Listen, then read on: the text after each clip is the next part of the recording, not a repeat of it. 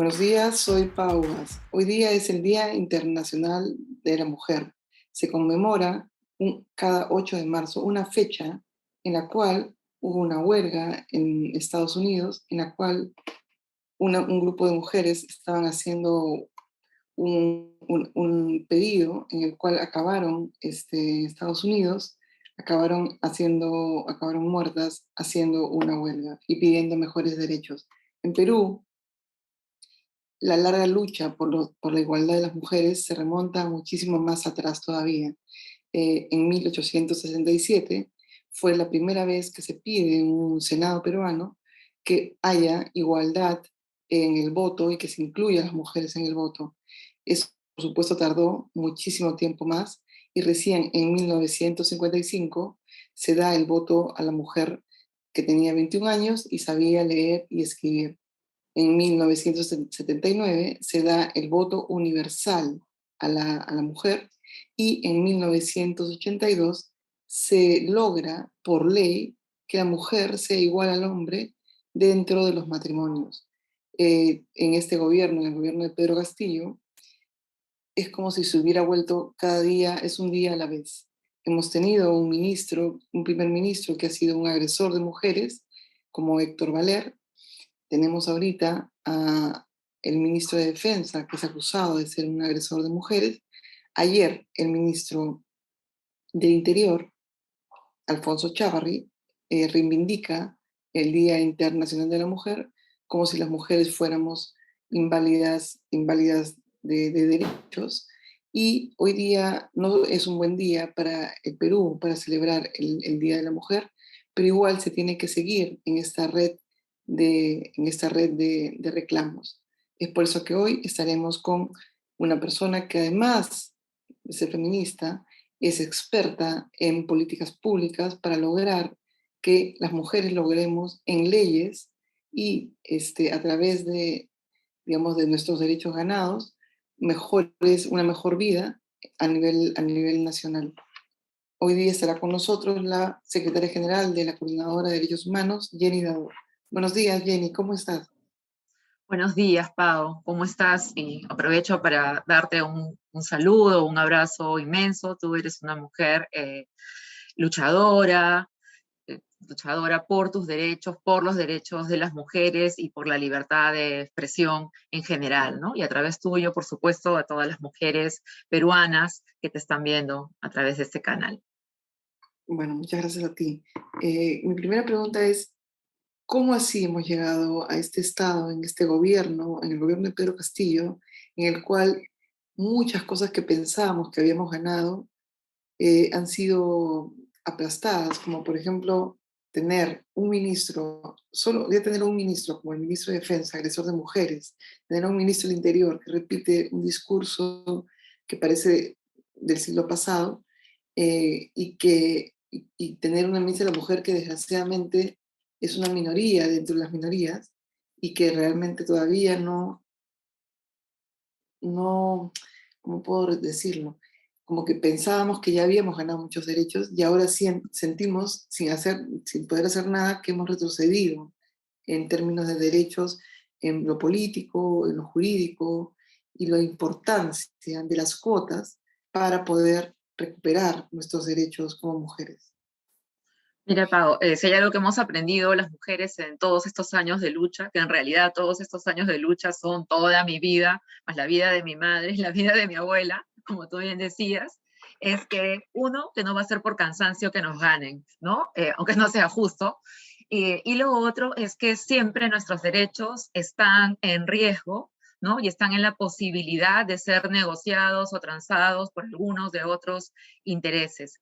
Y justo anoche yo pensaba y decía, carambas, yo siempre reflexionando hacia cómo he visto cambiar, porque sí es cierto que yo he visto cambiar el Perú y en este proceso que tú has descrito, obviamente no desde 1800 porque no había nacido, pero tengo memoria de, digamos, 40 años atrás y sí he visto cambios. Yo puedo decir acá la cosa cambió, ¿no? Yo me considero una hija de la Constitución de 1979, he visto ese cambio, he visto este Código Civil que tú dices de 1984, donde se declara esta igualdad.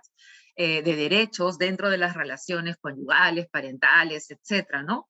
Pero también pensaba que justo en esa época, nosotros fuimos recién en los 80, cuando yo era adolescente, maltona, como diría mi madre, y vi por primera vez dos mujeres que eran ministras de Estado, ¿no? Y de pronto hacía la cuenta y decía, carambas, no pensé que 40 años después vería solo tres, ¿no? O sea, hemos tenido gabinetes en el medio, pero pareciera que en términos de derechos de las mujeres, tú, digamos, los conseguimos, pero si no le pones un candado, ¿no? Siempre se puede retroceder. Y entonces, como en el gabinete no tenemos cuotas, sino que va a quedar librado, ¿no es cierto?, a la libertad del gobernante de turno. Si es Sagasti, tendremos premier, tendremos, ¿no?, un gabinete paritario, además en carteras donde tradicionalmente no estaban las mujeres, si es Ollanta, dependerá de eso. Y ahora pues nos tocó esto y entonces cada vez tenemos menos presencia de mujeres y como bien dices, tenemos a una compañera feminista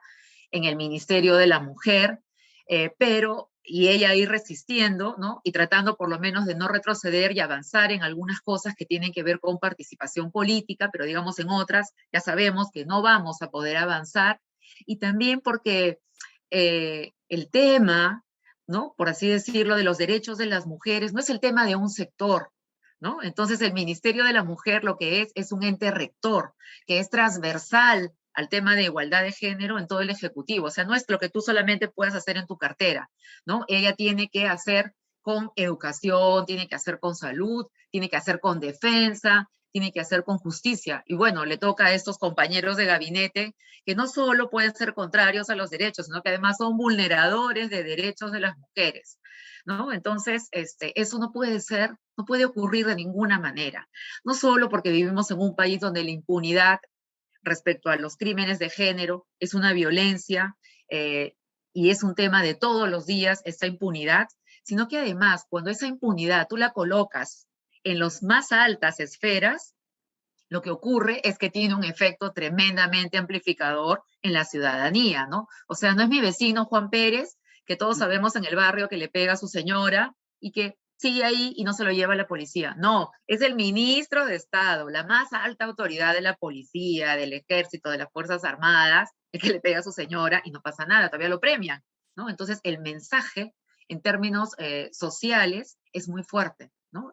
Y entonces ahí el Ejecutivo tendría que hacer el esfuerzo. Yo sé que es difícil encontrar hombres que no sean pegalones porque estadísticamente en este país, ¿no es cierto?, 6 de cada 10 hombres son agresores. Esa es la realidad del Perú. Pero bueno, tendrías que hacer el esfuerzo de escoger a tus autoridades dentro de los otros 4, dentro del otro 40% que no pega, ¿no? Porque si no, el mensaje de la impunidad y de que se puede hacer con las mujeres y con las niñas lo que uno quiera, es tremendamente potente, ¿no? Y a esto súmale un parlamento, un congreso con distintas fuerzas, que yo no diría solo conservadoras, porque conservador puede ser cualquiera. Tú, otra persona puede ser conservador y podemos discutir en términos de derechos, pero considero que hay grupos que son además antiderechos, ¿no? Que no respetan el estándar mínimo de derechos ya alcanzados, sino que quieren incluso colocar los derechos de las mujeres por debajo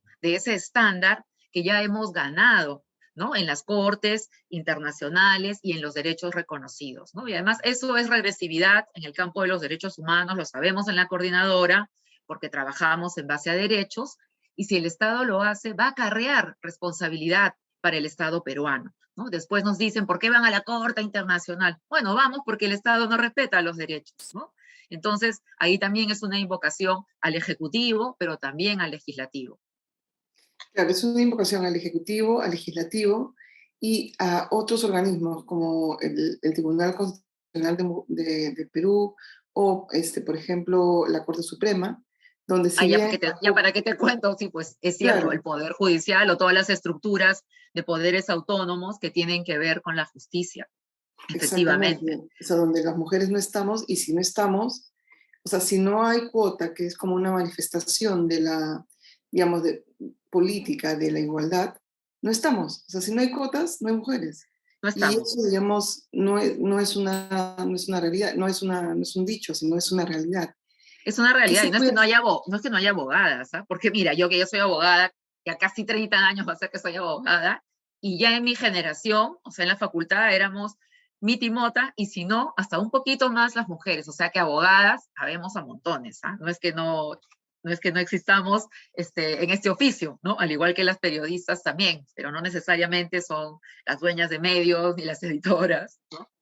¿Cómo puede hacer en un gobierno en el cual el entorno del presidente es masculino, su mirada es machista, ¿no? Ujú. Y lo que él ve y en eso incide, como dices tú, en términos hasta simbólicos, en políticas públicas, en la búsqueda de una igualdad que todavía no existe, o en un ministro del Interior que habla como si fuera del siglo pasado, ¿no? Porque escucharlo es un recordatorio de que es un gobierno en el cual las mujeres, desgraciadamente siendo más de la mitad de la población, no importamos. ¿Cómo se puede hacer para hacer una suerte de incidencia en ese campo? Mira, ahí hay como a ver, distintos elementos que trabajar, ¿no? Uno es en el plano cultural y el plano de las representaciones, y eso ustedes lo conocen muy bien, ¿no? Porque están en este oficio y es cómo se presenta la noticia, qué se dice de los sujetos noticiosos, ¿no? Qué se dice de las mujeres, qué se dice de los hombres que son autoridades. Entonces, eso es parte de unos cambios que tienen que ver con lo cultural, que también es cierto que en el país en general todavía hay un 50%, porque lo vemos en las encuestas de relaciones sociales, ¿no? Que piensan como el ministro del Interior, como el ministro Chávarri, ¿no? Que las mujeres somos el complemento de, que las mujeres damos el soporte a, ¿no? Y entonces ahí hay que trabajar en cambios culturales. Y eso pasa también por los medios de comunicación, ¿no es cierto? Por todo este oficio, pero también por lo que tiene que ver con las políticas de educación. Y en políticas de educación habíamos avanzado, tenemos una currícula educativa desde el año 2016 que no logramos terminar de implementar, primero porque fue judicializada, ¿no? Y ahora ya estamos, digamos, retomando, luego porque nos fuimos a la casa todas, ¿no? En época de la pandemia, y ahora vamos a retornar a la escuela. Entonces eso es fundamental, porque la igualdad, la autoestima, eh, canalizar nuestras propias diferencias, todo eso se aprende desde la escuela, ¿no? Cuando uno ya es grande y te comunican que tienes derechos iguales, cuando todo el tiempo has visto los símbolos y los referentes, ¿no? Yo creo que ahí hay que insistir también con el presidente, con los ministros.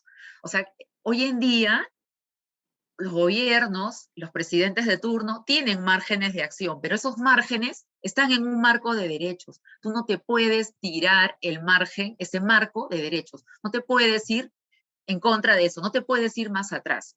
Nosotros como Perú ya tenemos un piso mínimo. No Ujú. puedes pasarte para abajo. Tiene que entender eso. En el campo del derecho nosotros decimos, no existe la regresividad, solo existe la progresividad, ¿ya? En el campo de los derechos humanos solo es posible, y estamos hablando del derecho a la igualdad, solo es posible ir hacia adelante, no hay salta para atrás. Si saltas para atrás, tienes que asumir responsabilidades como país infractor en el órgano internacional. Pero eso toma un tiempo y eso demora, ¿no? Me voy a tardar años llegando a la comisión, a la corte, etcétera. Ya varias generaciones más habrán pasado 2 o 3 años, donde cada año habrán seguido asesinando a 150 mujeres, etcétera. Entonces la idea allí es ser vigilantes y exigirle al Estado desde la sociedad civil, desde la ciudadanía, que eso no se puede hacer. Yo digo, de repente, pues el presidente no se ha enterado, ¿no? Sus asesores no le han contado, el ministro de Justicia no le ha dicho, ¿no? ¿Qué cosas son los instrumentos y las convenciones internacionales que ya hemos firmado? ¿Qué cosa es la Constitución? Si nosotros, por favor, en la Constitución de 79 ya se declaró esa igualdad.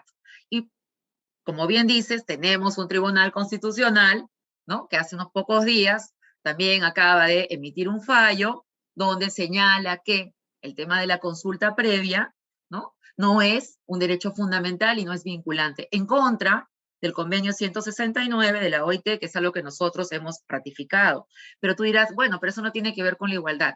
Exactamente ese tema no, pero esa línea de desarrollo argumentativo de decir lo que está en la convención y no está acá, no es un derecho fundamental, es tremendamente peligroso para los derechos de las mujeres, porque existen un conjunto de derechos que están en los pactos, en las convenciones y no necesariamente en la Constitución. No solo lo que está escrito en la Constitución es un derecho fundamental, y ese tribunal está pretendiendo desarrollar esa línea argumentativa, ¿no? Y además teníamos una mujer en la presidencia que tenía voto dirimente, ya no la tenemos, ¿no? Y apenas una, entonces necesitamos también la presencia de mujeres en las altas cortes, ¿no? De todas maneras, eso es lo que va a garantizar nuestros derechos. Y sobre todo, ciudadanía civil activa y vigilante, ¿no? Y si tendremos que tomar la calle, las tomaremos. Y es más, la marcha de este sábado, yo creo que les ha mostrado que ni vacadores, ni no vacadores, o sea, nadie tiene la capacidad de congregar y movilizar tal cantidad de gente como así lo hacemos cuando se trata de los derechos de las mujeres, ¿no? Y de las colectivas jóvenes y de las mujeres en general, porque las mujeres, como tú dices, somos la mitad y un poquito más de la población, y estamos en todas las poblaciones, en todas las etnias y en todos los sectores. ¿Cuál es el reto que tiene la ministra de la Mujer, Diana Miloslavich, en un gabinete en el cual, digamos, no es paritario, pero a su vez se ve como una minoría y se ve como casi como una cuota, como que ya hay que ponerla porque hay que ponerla? ¿Cuál es el reto? ¿Qué tiene que hacer ella para poder lidiar en un espacio no donde obviamente las mujeres, la voz de las mujeres es vista casi como un adorno? ¿Qué tiene que hacer para que no vayamos regresivamente, como acabas de decir, sino por lo menos, digamos, detener ciertos cambios que están afectando políticas públicas de manera concreta? Mira, Diana es una compañera feminista de una larga trayectoria, es una mujer inteligente y estoy segura que el día de hoy ella tiene clarísimo, ¿no?, cómo resistir esos embates.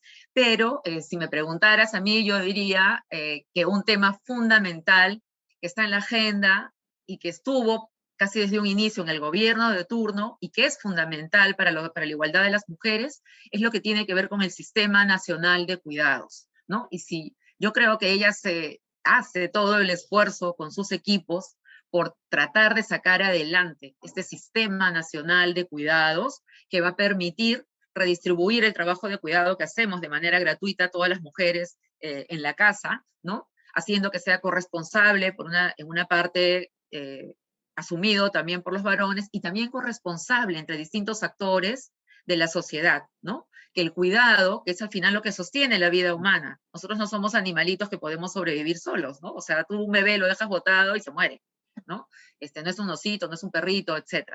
Entonces, yo creo que ella tiene que ponerle empeño a este Sistema Nacional de Cuidados y eso es una manera también de atacar esta división injusta en la sociedad y el patriarcado. ¿Por qué? Porque eso quiebra esos roles tradicionales que estaban en el discurso del ministro del Interior, ¿no es cierto?, ayer, respecto a que las mujeres somos el complemento, ¿no?, el soporte del varón, la que hacemos, etcétera. Entonces, el sistema de cuidados quiebra eso y te dice un ratito, lo que es indispensable es el cuidado, ese es el derecho, no es que lo van a hacer las mujeres. Hay que cambiar esa organización social del cuidado. Y para eso el Ministerio de la Mujer tiene las competencias, ¿no? Hay que dar una ley, hay que sacarlo adelante, hay que organizar ese sistema. Entonces, si tú quiebras esta división sexual del trabajo, de que las mujeres hacen una cosa, como decimos, las mujeres cuidamos y los hombres son los que producen, ¿no? Ellos producen riqueza, nosotros no. Digamos, si tú quiebras eso, también vas a darle una patada en la canilla y probablemente un poco más arriba al patriarcado, ¿no? Es una forma de ir quebrando el patriarcado. Ahora, hay también un conjunto de derechos que están en discusión y que están en la agenda pendiente en el patriarcado, ¿no? Nosotros somos prácticamente uno de los pocos países de la región que nos hemos quedado rezagados en términos de la posibilidad de decidir sobre nuestros cuerpos y nuestra autonomía sexual y reproductiva, ¿no? No solo tenemos la posibilidad de acceder a un aborto por causal salud. Ya hay un proyecto en el Parlamento, ¿no?, que tiene que ver justamente para que por lo menos las víctimas de violencia sexual puedan acceder a un aborto, ¿no? Y eso no está en discusión. Colombia acaba de aprobar, ¿no?, el aborto hasta las 24 semanas y después de las 24 semanas por causal. Argentina lo tiene Chile, lo tiene Ecuador, lo tiene Bolivia, lo tiene Uruguay, lo tiene México, ¿no? Entonces, por eso te digo, en Perú, más que conservadurismo en el Parlamento y en los actores políticos, hay antiderechos, ¿no? Están en contra del sentido y el avance del derecho que ya está reconocido en las cortes internacionales. Pero en 1926 no estaba ya normado que el aborto por causal de no violación estaba permitido. ¿Por qué no se ha implementado a nivel nacional? ¿Por qué no es una política pública en la cual ya no tendría que estar en discusión, ¿no? O sea, digamos, estamos hablando de eso y en teoría ya debería estar implementado en todo el país, ¿no? ¿Por qué? Claro, o sea, nosotros tenemos solo esa figura que tú señalas, que se conocía como aborto terapéutico, ¿no? O aborto en casos de compromiso de la salud de la gestante o peligro de vida de la gestante, lo tenemos desde el Código Penal del 24. Sin embargo, no se implementaba, ¿no? Faltaba el proceso de protocolización, etcétera, ¿no? Entonces, eso siempre dejaba expuesta a las mujeres a la posibilidad de depende en qué establecimiento de salud uno cae, depende de lo que piensa el médico o la médica que te atiende, etcétera, porque no estaba protocolizado. Hemos tenido que denunciar al Estado peruano en 2 casos de violación de derechos en los órganos internacionales de derechos humanos para lograr un protocolo. Y un protocolo que tiene un conjunto de falencias y que aún así, ya estando protocolizado, no se cumple. ¿No? La Defensoría del Pueblo ha hecho un par de informes el año pasado, antepasado,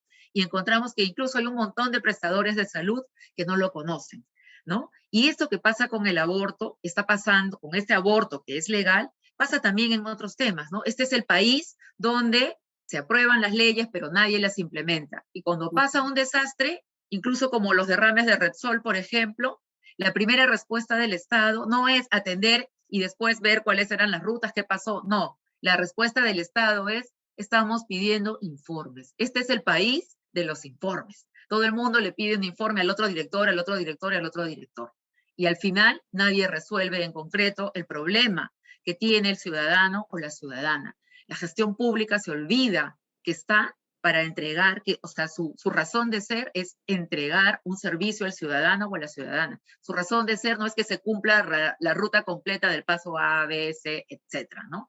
Entonces es como una gestión pública también anquilosada y que tienen mucho miedo a los prestadores de salud en determinados casos, pero cuando tiene que ver con los derechos de las mujeres los incumplen olímpicamente, ¿no? Entonces, Sí. y lo cruzan con sus propios prejuicios, sesgos religiosos, ¿no? O sea, nadie le pregunta al obstetra, al funcionario, si usted abortaría o no abortaría. Yo le estoy diciendo que me dé que no, que me dé mi papel para seguir mi derecho y yo hacerme un aborto. Yo no te estoy diciendo que tú abortes, ¿no? O sea, no lo tiene por qué resolver de acuerdo a su creencia. Y eso todavía tenemos debilidades en las cabecitas de nuestros funcionarios públicos, ¿no? Que no operan desde un marco de derechos. Para cerrar, Jenny, quisiera saber en qué, digamos, ahorita está trabajando la Coordinadora de Derechos Humanos que tiene que ver con los derechos de las mujeres y como dices tú, son transversales, o sea, hay Uh -huh. múltiples derechos como lo que se acaba de violar en el Tribunal Constitucional, que se ha puesto en duda de nuevo en la ley 169 que dio la OIT y que el Perú suscribió, pero qué otros derechos que está trabajando la Coordinadora de Derechos Humanos y que afectan la vida de las mujeres en general. Mira, estamos trabajando fuertemente para que todo el tema de defensores y defensoras de derechos humanos que tienen un mecanismo especial de protección responda oportunamente y responda de manera específica a las vulneraciones que sufrimos las defensoras de derechos humanos, que no son los mismos que enfrentan los hombres que son defensores de derechos humanos, ¿no? Para nosotras hay otro tipo de descalificaciones, de acoso en redes, de hostigamientos, y a veces el aparato que tiene que dar protección no, digamos que mira en minusvalía, ¿no? Este tipo de vulneraciones y no dimensiona adecuadamente las afectaciones que nosotros seguimos. La sobrecriminalización. No por ejemplo, tú eres un ejemplo, ¿no? De lo que está ocurriendo con sobrecriminalización. Y así como ha ocurrido contigo y otros periodistas, también está ocurriendo con mujeres defensoras en distintos ámbitos, en la Amazonía, en las comunidades, pero también las que hacemos defensa en la ciudad, en las zonas urbanas, ¿no? Las jóvenes cuando hacen una marcha, ¿no? O hacen una colectiva, también hay universitarias que están siendo disciplinadas por sus casas de estudio. Entonces, hay distintas formas de hostigar a quienes somos defensoras de los derechos humanos en general, pero también a las que defienden derechos sexuales y derechos reproductivos. Y lo otro es una deuda histórica que tenemos, que es el caso de esterilizaciones forzadas y que estamos impulsando fuertemente, porque si bien son hechos que ocurrieron hace más de 20 años, donde hay incluso mujeres que no solo murieron en la esterilización, sino que las que sobrevivieron, hay varias de ellas que ya murieron, recién hemos conseguido, ¿no?, que esto pase a una investigación judicial a esta etapa y se han iniciado ya las diligencias para que rindan sus declaraciones los procesados, que son los ministros de Estado, y eso es bien importante porque es la primera vez que las mujeres hemos logrado, ¿no es cierto?, en defensa de nuestros derechos sexuales y reproductivos, con el acompañamiento de la coordinadora, de Demos, de las organizaciones que los litigan, sentar en el banquillo de los acusados a ministros de Estado, y también está comprendido el presidente Fujimori, pero hay que hacerle el trámite de ampliación de la extradición, ¿no?, sentarlo en el banquillo de los acusados por haber violado nuestros derechos. Y también estamos acompañando, por supuesto, a las mujeres del grupo de movilidad humana, ¿no? Y allí hay también un trabajo especial con las mujeres que están en situación de migración, y también una preocupación especial con lo que está pasando, ya sea con aquellos grupos de mujeres que se consideran trabajadoras sexuales, pero también con aquellas que están en situación de prostitución o que están en situación de trata. Son distintas realidades, no todas lo reivindican como un oficio, como un trabajo, y allí hay una situación de violencia específica y diferenciada que tenemos que atender, ¿no? Y nosotros pensamos que la coordinadora, siendo un espacio donde hemos luchado en las épocas más duras del conflicto armado interno por los derechos, y hemos enfrentado a las mafias y a las corporaciones, ¿no?, que cometían violaciones de derechos humanos, estamos dispuestos también a dar la lucha por los derechos de las trabajadoras sexuales, por los derechos de las mujeres que están en situación de prostitución, y enfrentar estas mafias, que muchas de ellas tienen ramificaciones dentro de los aparatos del Estado, ¿no? Mi última pregunta, porque de verdad que sí, es verdad, hay muchos logros, pero desgraciadamente, claro, si uno ve en los poderes del Estado todavía nos falta. Pero viendo el vaso medio lleno, ¿qué cosas ve Jenny Dador de avances en el Perú sobre los derechos de las mujeres?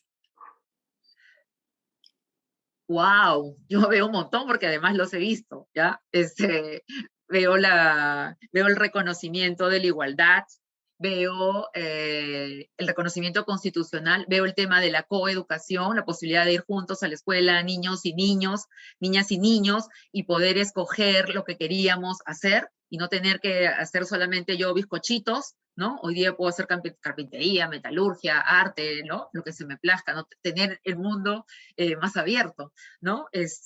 Veo lo que tiene que ver con las libertades sexuales, el hecho de que la libertad sexual se reconozca dentro y fuera del matrimonio, poder escoger métodos anticonceptivos sin necesitar la autorización de mi pareja, tener 14 años o 12 y poder acercarme a un establecimiento de salud, ¿no?, porque tengo curiosidad, porque quiero información o porque necesito un método, ¿no? Entonces, sí hay un conjunto de avances. Lo otro es que también la violencia en términos de relación de pareja disminuye anualmente un punto, pero claro, se han exacerbado las formas más grotescas, ¿no?, más brutales de violencia, pero veo un aparato que responde, veo que hay servicios, antes no había nada, ¿no? Entonces, hay más de 300 centros de emergencia mujer en el territorio nacional. O sea, todas esas cosas son muy, pero muy valiosas, y claro que sí hay cambios. A tal punto que en un momento yo recuerdo de los inicios de los años 2000,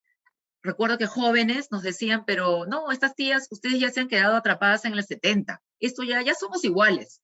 Y de pronto, estas chicas han sentido y se han dado cuenta que sus derechos sí estaban en cuestión, ¿no? Y hoy día los sienten amenazados y ven que son posibles los retrocesos cuando ven un parlamento que se quiere tirar para atrás sus derechos, ¿no? Entonces, claro que hay avances, nos han costado, nos han costado a muchísimas mujeres y generaciones que venimos haciendo, y está bien, no queremos que nos los regalen, estamos dispuestas a seguir luchándonos, y siempre te digo, no será por cansancio que nos gane. Muchísimas gracias, Jenny Dador. Feliz Día Internacional de la Mujer y que vengan mejores tiempos. Un abrazo, Pau. Un abrazo, Jenny. Con ustedes será hasta mañana.